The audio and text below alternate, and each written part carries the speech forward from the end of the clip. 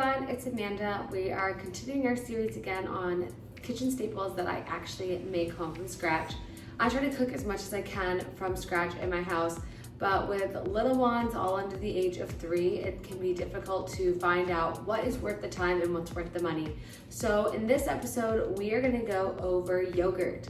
So this is something that I've been making from scratch really in the past 6 months. And again, it's one of those things that once I figured out how to do, it was way easier than I could imagine. And the hardest part is timing it into your schedule.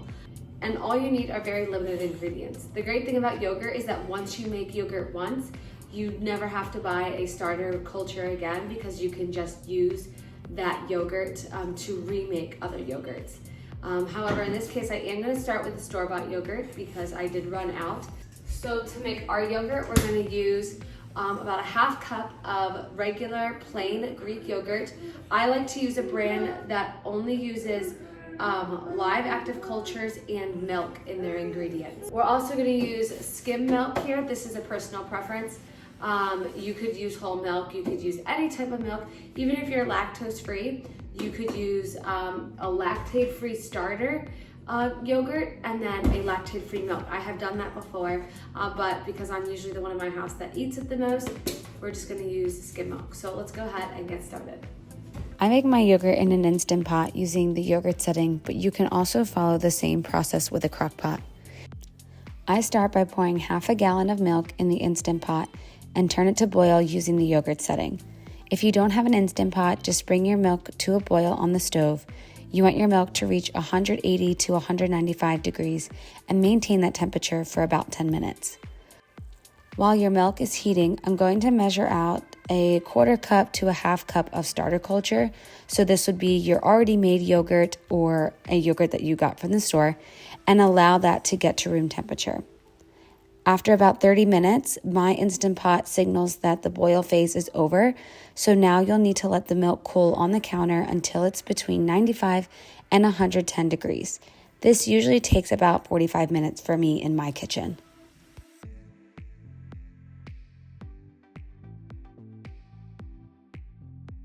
Okay, so I've let my milk here cool to about 104, 105.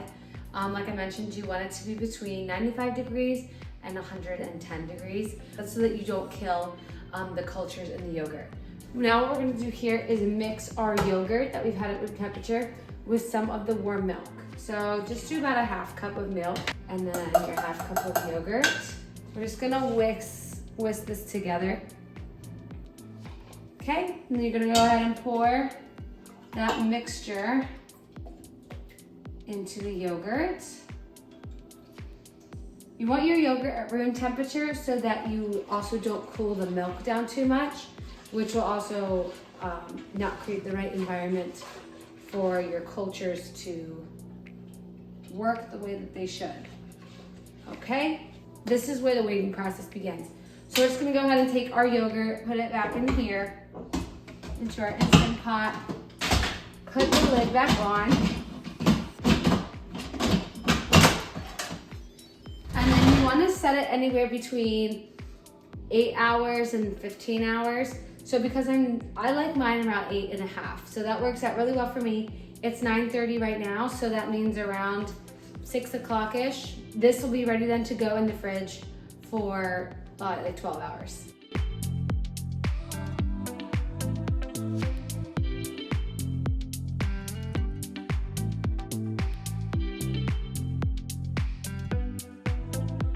Okay, so we have now refrigerated our yogurt overnight, and you can definitely be done at this point.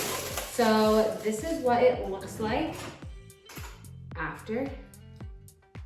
So it is pretty thick, but there's still a lot of liquid in there. So like I mentioned, if you like to have a little bit more of a runnier yogurt, you can definitely be done, but I like to have mine more like Greek yogurt style. To make a Greek yogurt style, you wanna go ahead and strain your yogurt. So You'll get the yogurt and then the liquid, and the liquid is whey. They have different separators that you can totally buy on Amazon to make it easier for you.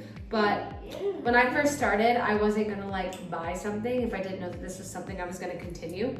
So I will tell you right now that this is all you need. Just a bucket, I happen to have this, plastic one, and then just a regular strainer that you would use for pasta. I put a clean linen cloth over top of it, just like this. And I promise you this does the trick. This is all you have to do. Go ahead and just pour your yogurt in there. Most of it just kind of slides out. Once it's all done, you just cover it up, put it back in the fridge until it's reached the desired consistency that you like for your yogurts. So this is what my yogurt looks like after it's been in the fridge and the liquid was draining. It's nice and thick, but quite honestly, I lost track of the day. So this is actually the next morning and my yogurt has been straining for almost 24 hours. And because of that, you'll see it's almost a little too thick, and I have about 3 cups of whey liquid in the bucket here. So as I put my yogurt in my storage container, I'm actually going to add a little bit of that liquid back so that I can get the right consistency. Making your own yogurt is so easy and cost effective. It cost me $1.99 for a half gallon of this milk to make about 32 ounces of yogurt. You can even use the leftover whey liquid in baking to replace milk or water so none of that goes to waste. I love to use it when making pancakes especially. Finally, my favorite way to enjoy my homemade yogurt is to add a little bit of honey, some fresh fruit, and some vanilla extract. You'll notice how fresh your homemade yogurt tastes compared to what you get in the stores. Thanks so much for watching. I hope you enjoyed learning about making yogurt in your own home so that you won't have to buy it at the grocery store again. Check out my other videos where I show you other kitchen staples that you can make at home as well.